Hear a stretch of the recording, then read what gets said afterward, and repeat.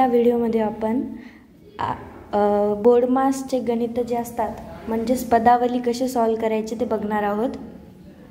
चला तर मग सुरुवात करूया।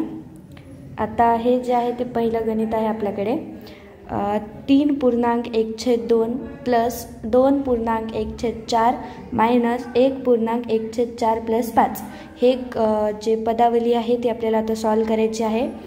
तर पहिल्यांदा हे जे आहेत मिक्स्ड फ्रॅक्शन याला आपण साधा फ्रॅक्शनमध्ये कन्वर्ट करूया। तर याला कन्वर्ट करताना काय करायचं असते, हे जे 2 आहे हे 3 या दोन्हीचा गुणाकार करायचा आणि त्याच्यामध्ये 1 ॲड करायचं, म्हणजे 3 2 6 आणि 1 7 7/2 प्लस हे 4 × 2 8 प्लस 1 9/4 आणि हे 4 × 1 4 प्लस 1 5 म्हणजे 5/4 आणि हे 5 प्लस 5 जशाला तसं। यानंतर आता जी पहिल्यांदा आहे ते करायचं। तर आता इथं पहिल्यांदा बेरीज आहे तर बेरीज करून घ्यायची। आता याचा छेद 2 आहे, याचा छेद 4 आहे, तर छेद समान केल्यानंतर बेरीज करायची। याचा छेद समान करण्यासाठी या 7/2ला मी 2 गुणून घेते, म्हणजे याचा छेद 4 होऊन जाते। म्हणजे वरे पण 2 गुणायचं, खाली पण 2 गुणायचं। 7ला 2 गुणल्यानंतर 14 येते आणि 2ला 2 गुणल्यानंतर 4 प्लस हे आहे 9/4 हे मायनस 5/4 आणि प्लस 5ला प्लस 5। त्यानंतर आता हे छेद समान झालेले आहेत तर डायरेक्ट आपण बेरीज करू शकतो।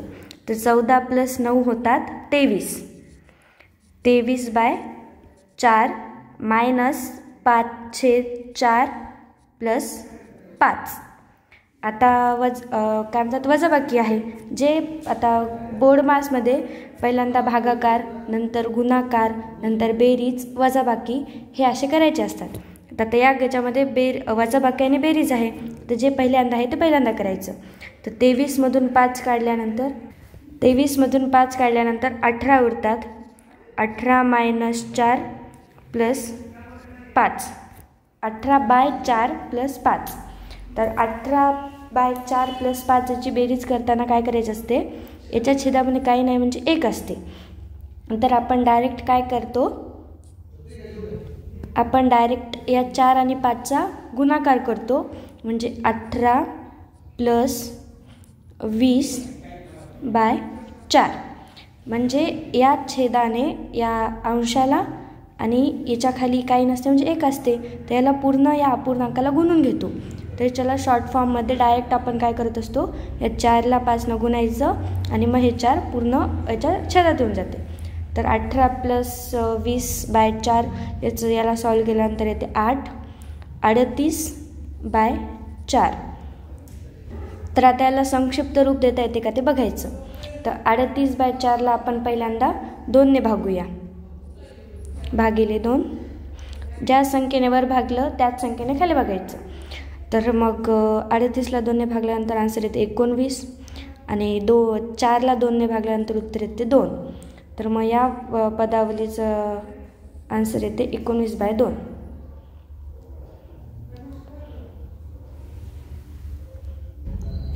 चला आता हे दुसरं क्वेश्चन सॉल्व करूया।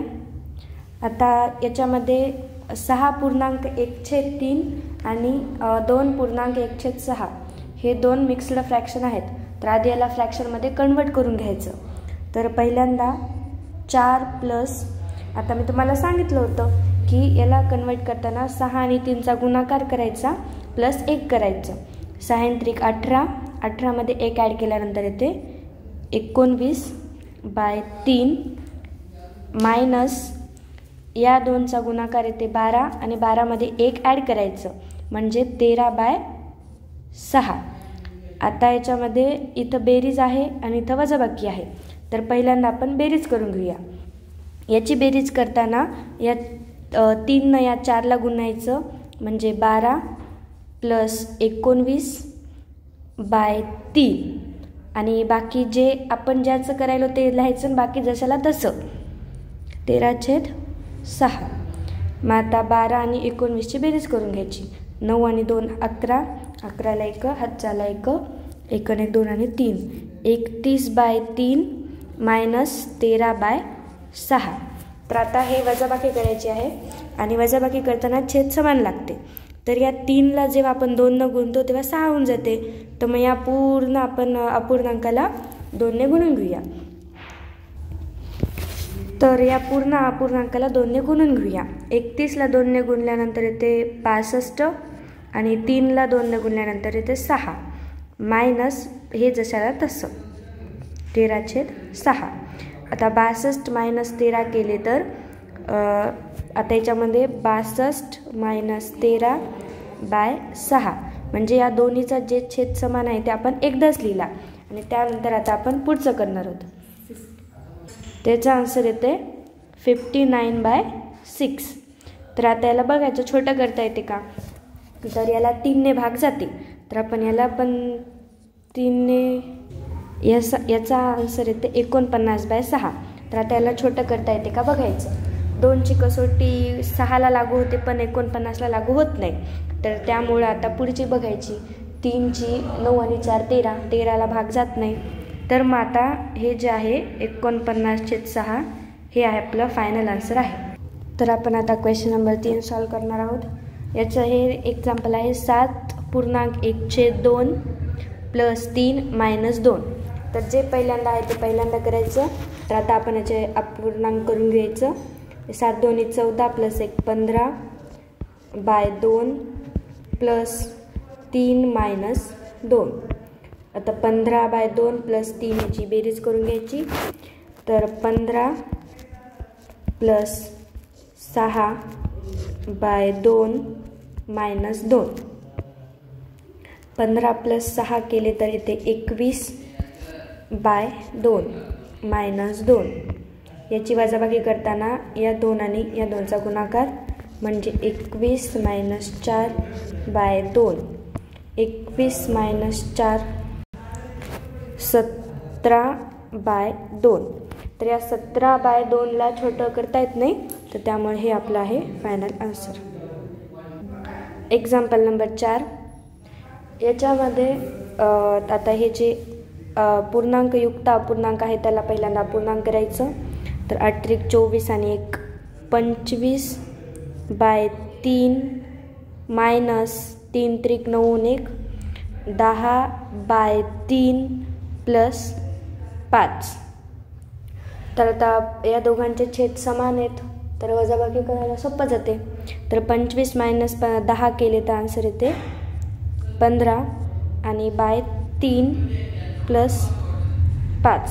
तर आता 15/3लाच आपण 5 म्हणू शकतो कारण याला 3 भागलं या दोन्हीला म्हणजे अंशाला आणि छेदाला. तर याचा आन्सर येते 5 + 5. तर मग 5 + 5 किती होते 10. तर या पदावलीचा आन्सर येते 10. आता एक्झाम्पल नंबर 5. यामध्ये 6 जशाला तसं. त्यानंतर या पूर्णांकयुक्त अपूर्णांकाला आपण अपूर्णांक करून घ्यायचं साधं. म्हणजे 5 2 10 आणि 11/2 मायनस 2 1 2 आणि 1 3/2. तर आता जे पहिल्यांदा आहे ते पहिल्यांदा करायचं म्हणजे बेरीज. 6 आणि 2 12, 12 + 11/2 मायनस 3/2. याची बेरीज येते 3 आणि 2 म्हणजे 23/2 मायनस 3/2. तर 23मधून 3 काढल्यानंतर कारण याचे छेद समान आहेत तर आपण याची डायरेक्ट वजाबाकी करू शकतो. तर 23 - 3 येते 20/2. तर म्हणजेच 20/2ला आपण याला पण 2 भाग जाते आणि याला पण 2 भाग जाते. तर याचं येते 10. तर याचं फायनल आन्सर येते 10. Question number 6. 2.1/4 + 3 + 6 मायनस 1.1/4 हे आपण सॉल्व करूया. 2.1/4चा आधी अपूर्णांक करूया. 4 × 2 8 plus 1 by 4 plus 3 plus 6 minus आता 1.1/4 पण अपूर्णांक करूया 4 plus 1 by 4 8 plus 1 9 by 4 plus 3 plus 6 minus 5 by 4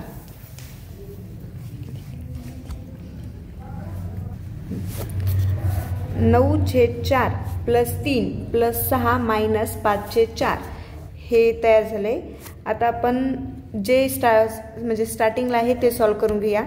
3च्या खाली काही नाही म्हणजे 1 आहे, छेद समान करून घेऊया।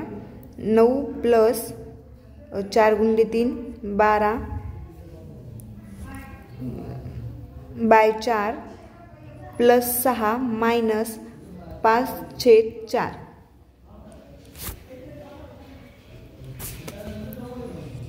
21 बाय 4 प्लस 6 मायनस 5/4 आता हे सॉल्व करून घेऊया। 21 प्लस 24 बाय 4 मायनस 5/4 21 प्लस 4 होते 45 बाय 4 मायनस 5 बाय 4 आता छेद समान आहेत दोन्हीचे पण, मग डायरेक्ट सॉल्व करूया। 45 मायनस 5 बाय 4 45 मायनस 4 हे 45 मायनस 5 40 बाय 4 40 बाय 4 ला 40 बाय 4 ला 4 न भागूया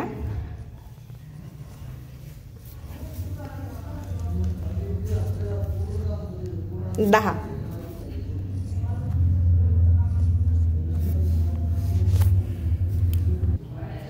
6व्याचा आन्सर 10 आहे। होमवर्कसाठी 4 दिले आहेत, हे करून